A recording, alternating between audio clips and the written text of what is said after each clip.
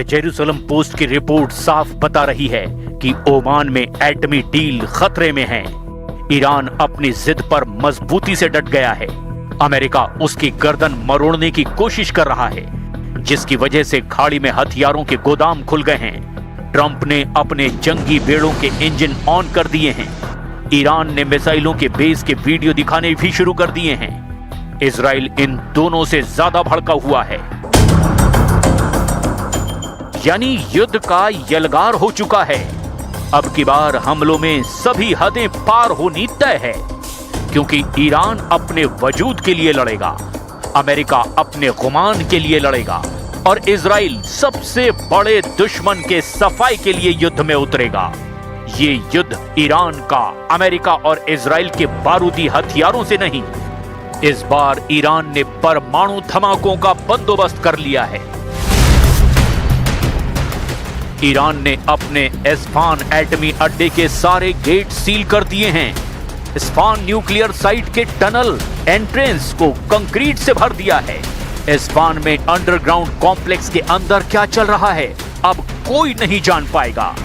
तो क्या इस्फान से यूरेनियम, नातांज और फोर्डो शिफ्ट हो रहा है? क्या इस्फान में खामनेई की रॉकेट फोर्स सीक्रेट बम टेस्ट करने वाली है? ईरान के पास एटम बम है, ये सिर्फ सुप्रीम लीडर खामनेई बता सकते हैं, लेकिन ईरान के पास एटम बम बनाने के सारे साधन हैं, ये तो दुनिया जानती ही है। ईरान ने ओमान न्यूक्लियर डील में ट्रंप से साफ कह दिया है कि वो परमाणु हथियारों का ईंधन यानी यूरेनियम संवर्धन पर रोक नहीं लगाने वाले हैं। ईरान ने ये भी शर्त रखी है कि उस पर लगे सभी इंटरनेशनल बैन फौरन हटाए जाएं। राष्ट्रपति पेजेश्कियान ने ओमान डील में ट्रंप से बराबरी का दर्जा देने की भी डिमांड की है। دید مذاکرات هسته‌ای که با کمک و حمایت همسایگان ما در کشور عمان آغاز شده فرصت بسیار خوبی برای حل و فصل عادلانه، منطقی، منصفانه و مرزی الطرفین این مسئله است. ما به دنبال تضمین حقوق خود بر مبنای معاهده عدم اشاعه از جمله در موضوع غنیسازی و رفع تحریم‌های ظالمانه هستیم. ट्रंप के लिए ओमान डील गले की फांस बन चुकी है, क्योंकि ईरान ने इस डील में अपने सबसे तेज तर्रार और सुप्रीम लीडर के सलाहकार अली लारीजानी को भेज दिया है। अली लारीजानी की एंट्री के बाद से हालात तेजी से बदलने लगे हैं। लारीजानी का ओमान में जैसा ग्रैंड वेलकम हुआ है, उससे भी अमेरिका का शक गहरा हो गया है। अली लारीजानी ईरान की सुप्रीम नेशनल सिक्योरिटी काउंसिल के चीफ हैं। इससे भी ज्यादा खास बात यह है कि सिक्योरिटी काउंसिल में उन्हें सुप्रीम लीडर अली खामनेई का प्रतिनिधि माना जाता है। यानी ईरान की राष्ट्रीय सुरक्षा तय करने वाले सबसे बड़े कमांडर अली लारीजानी ही हैं। लारीजानी के पास ईरान के न्यूक्लियर प्रोग्राम की मास्टर की होने के भी दावे किए जाते हैं। जाहिर है लारीजानी के रहते ईरान एटमी डील में बैकफुट पर नहीं जाने वाला। तो क्या ट्रंप अपनी शर्तों में ढील देंगे?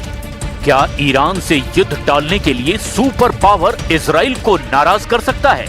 इसका डर नेतन्याहू को सताने लगा है। ट्रंप से मीटिंग फाइनल होने के बाद नेतन्याहू एंग्री अवतार में दिखे हैं। नेतन्याहू ने ऐलान किया है कि अमेरिका ईरान की परमाणु डील में इजराइल की खींची रेड लाइन का ख्याल रखना होगा। पीएम नेतन्याहू ने ईरान को एक बार फिर खाड़ी में सबसे बड़ा खतरा बता डाला है।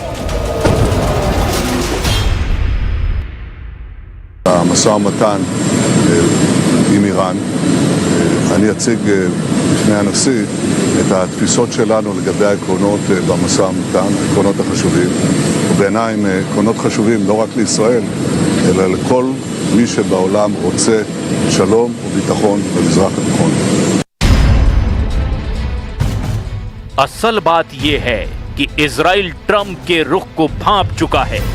प्रेसिडेंट ट्रंप ईरान पर हमले के लिए रेडी नहीं है, जबकि इजराइल इस बार आर पार का युद्ध चाहता है। मगर ट्रंप बार बार ईरान से एटमी डील की दुहाई देकर इस युद्ध को टाल रहे हैं।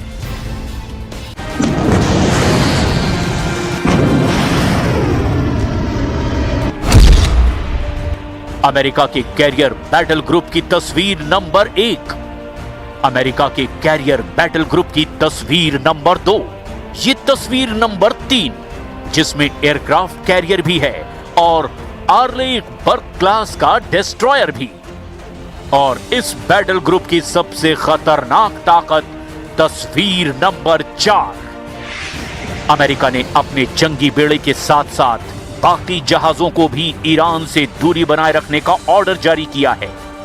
अब ये कितनी दूरी है इसे भी समझिए, क्योंकि सवाल ये है कि अमेरिका का कैरियर बैटल ग्रुप ईरान से कितनी दूरी पर होगा।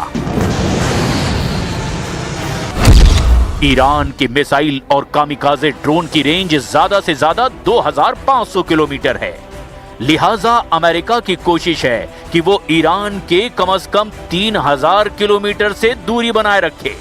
अब ये दूरी इतनी है कि अमेरिका का बैटल ग्रुप कम से कम इतनी दूरी पर होगा, यानी कि मालदीव के आसपास। इतने फासले पर ईरान का हमला आसान नहीं होगा। अमेरिका यहीं से ईरान के खिलाफ नेवल ऑपरेशन चला सकता है, लेकिन अमेरिका का बैटल ग्रुप अगर ईरान के करीब आता है तो फिर क्या होगा। ईरान ने बता दिया कि अब डोनाल्ड ट्रंप का एयरक्राफ्ट कैरियर घिरने जा रहा है। चक्रव्यूह महाभारत से भी खतरनाक है।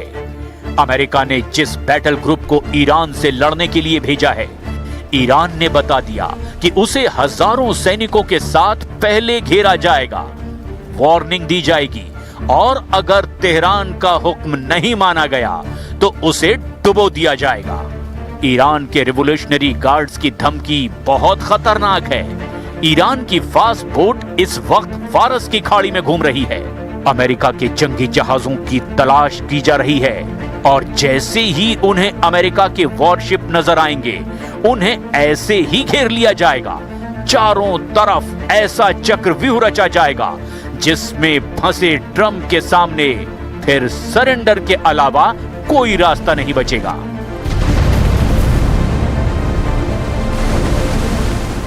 و در منافع این ملت دارند اینها رو وادار میکنه به عقب نشینی.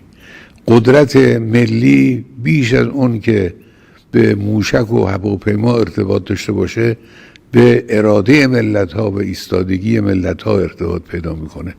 شما به الحمدلله ایستادگی رو نشان دادید و اراده خودتون رو نشان دادید، در قضایای مختلف باز هم نشان بدید.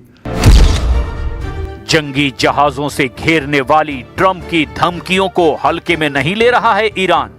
अगर ट्रंप माइंड गेम खेल रहे हैं तो ईरान ने भी दावा किया है पलटवार ऐसा होगा कि ट्रंप का दिमाग महसूस करेगा समंदर वाला जलजला। डोनाल्ड ट्रंप के कैरियर बैटल ग्रुप को रोकने के लिए ईरान के पास अब क्या विकल्प हैं?